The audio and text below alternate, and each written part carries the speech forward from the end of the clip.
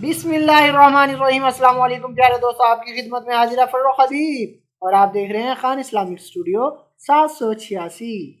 तशरीहात बुखारी जिल्द अव्वल हदीस नंबर 43। हज़रत आयशा सिद्दीक़ा रज़ी अल्लाह अन्हा से रिवायत है कि बेशक जनाब नबी अकरम सल्लल्लाहु अलैहि वसल्लम इस हाल में उनके पास तशरीफ़ लाए जबकि एक औरत हज़रत आयशा रज़ी अल्लाह अन्हा के पास बैठी हुई थी। आप सल्लल्लाहु अलैहि वसल्लम ने पूछा, ये कौन औरत है? उन्होंने फरमाया, ये वो औरत है जिसकी कसरत नमाज का चर्चा किया जाता है। आप सल्लल्लाहु अलैहि वसल्लम ने फरमाया, रुक जाओ, तुम अपने ऊपर वो इबादत लाजमी करो जिसकी तुम ताकत रखते हो।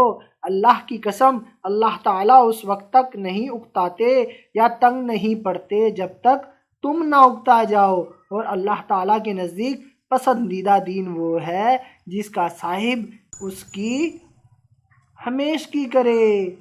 इस हदीस से दीन में फ़र्क मालूम हो गया, यानी फ़राइज़ के अलावा नवाफिल वग़ैरह में जो थोड़ा अमल भी किया जाए वो पाबंदी से करना चाहिए। इसको अल्लाह ताला पसंद फरमाते हैं।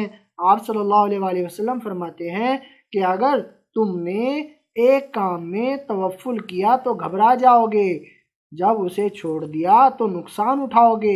मसलन कोई शख्स जिस्मानी वर्जिश करता है, 5-6 माह वर्जिश करने के बाद छोड़ देता है तो बहुत ज़्यादा अमराज पैदा होते हैं। इसी तरह रूहानी वर्जिश है, अगर पाबंदी रही तो रूह के लिए हमेशा तरक्की होगी। अल्लाह ताला सवाब देने से आजिज़ नहीं हो सकते, क्योंकि उनके ख़जाने कुदरत में तो बहुत कुछ है, बल्कि सब कुछ है। हाँ, तुम अमल से आजिज़ हो जाओगे तो सवाब भी रुक जाएगा। प्यारे दोस्तों, मज़ीद इस तरह की इंफॉर्मेशन के लिए चैनल को सब्सक्राइब ज़रूर करें और बेल आइकन भी दबा दें ताकि हमारा राब्ता बना रहे। वीडियोस को लाइक और शेयर भी करें।